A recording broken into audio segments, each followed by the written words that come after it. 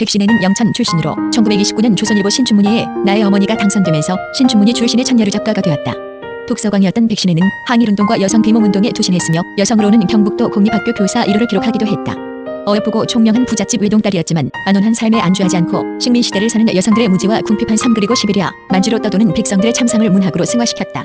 1927년 시베리아 방랑중의 밀정으로 오인받아 일경에 체포되면서 고문을 받았고 이로 인해 건강이 악화되었으나 그 경험을 살려 한국인의 생활상을 그린 단편 거래일을 발표, 큰 반향을 불러일으켰다. 1938년 이혼 후 병이 도져 고생하다가 39년 췌장암으로 요절했다.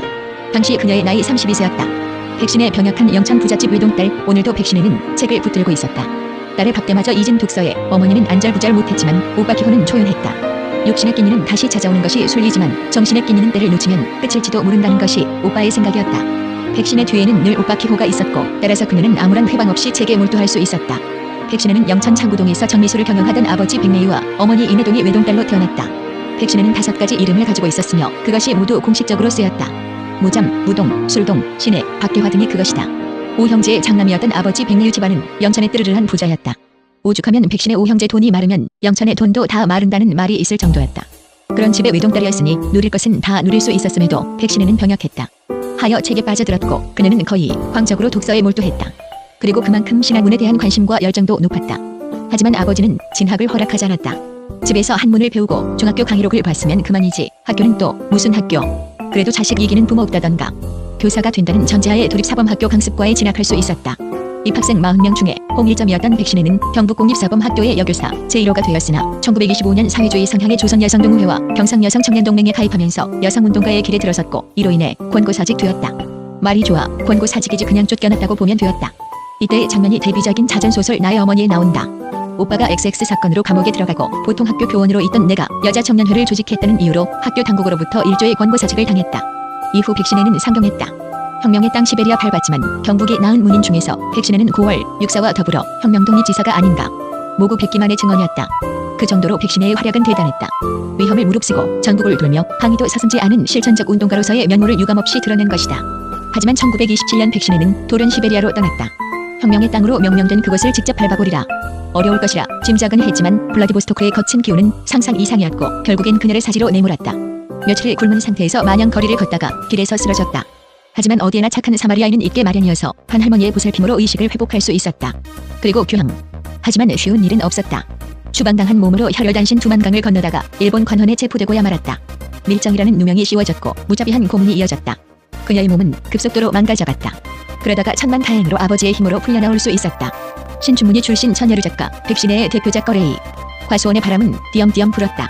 첫바람에 넘어지지 않기 위해 굳게 뿌리를 내린 비장한 나무들과 초록빛 잎사귀와 색색의 열매를 꿈꾸는 낙관적인 나무들과 항상 꼭대기를 하늘에 두고 뻣뻣하게 서 있는 건방진 나무들이 줄을 지어 숨 쉬는 땅이었다. 반야월 과수원. 겨우겨우 집으로 돌아온 백신혜는 바로 그 과수원에 머무르면서 글쓰기에 몰두했다. 그리고 1929년 1월 하룻밤을 꼬박 새워 단편 나의 어머니를 출선했다. 안락한 여성 부르주아의 삶을 향유하도록 요구하는 어머니와 투쟁과 참여의 삶을 추구하는 오빠 사이에서 겪는 정체성의 혼란이 형상화된 작품이었다. 백신혜는 이 작품으로 조선일보 신춘문예에 당선되었다. 변방의 무명 여성이 이 나라 신춘문예 첫 당선자가 된 것이다. 과수원에서 열린 열매 중 가장 큰 열매였다. 이후 백신혜는 1933년 결혼했고 더불어 왕성한 작품 활동을 시작했다. 그리고 이듬해인 1934년 그녀의 대표작이라 할 수 있는 단편 거래일을 내보였다. 여기서 말하는 거래이란 고려의 러시아식 발음으로 일제의 총칼에 조국을 잃고 황량한 시베리아를 떠돌던 수많은 백성을 가리킨다. 말 그대로 거래이는 한민족의 유민들이 소련 땅에 입국했다가 추방당하는 실상과 그곳에 대한 체험을 한 소녀의 시각을 통해 적어나간 신변 체험 소설이다. 훗날 백신혜는 자신의 소설에서 가난한 생활을 여성을 억압하는 수단으로만 사용하지만 거래이에서는 당당한 여성의 모습으로 나타낸다. 주인공인 순이는 잘못 하나 없이 감금을 당해도 그저 봉변을 당할까봐 겁이 나 주어진 상황에 끌려가기만 하는 코뮤니스트 청년들을 못마땅해 한다. 그리고 분노하고 한거하여 좀 더 나은 상황으로 만들어간다. 이러한 순이에게 백신혜는 마지막 부분에서 희망적인 미래를 부여한다. 시베리아 벌판에서 할아버지의 시신을 안고 우는 순이의 귀에 순이야 울지 말고 일어서라는 바람 소리를 들려주는 것으로 말이다. 이외에도 백신혜는 수많은 작품을 발표했는데 적빈 복선이 그리고 멀리 간 동무 등을 통해 당대 조선민중의 빈곤에 쫓기던 생활상을 사실적으로 묘사하고 고발했다. 이혼 그리고 이른 죽음, 왕성한 작품 활동에 비해 결혼 생활은 순탄치 못했다. 오빠 백기호의 아내인 허필숙은 이렇게 전한다. 사상이 앞서가니 다른 사람들이 그녀를 이해하지 못했어요. 결혼 이후 글쓰고 문인들과 교류하는 것을 이해하지 못하고 보통 아낙네처럼 집안에 가둬두려고 하니 부부싸움이 잦았고 가정폭력까지 당한 것 같아요. 결론은 이혼이었다. 이후 백신혜는 상하이로 움직였다. 애국 부인 간제와 인연을 맺고 있던 그녀에게 일경의 감시가 심해진 탓이었다. 하지만 미행이 붙었고 그녀는 40여일을 머무르다 귀국하였다. 그리고 문학을 위한 새로운 각오로 서울로 향했다. 하지만 어렸을 적부터 병약한 데다가 시베리아에서의 고난 그리고 고문의 후유증까지 겹쳐 그녀의 몸은 엉망이었다.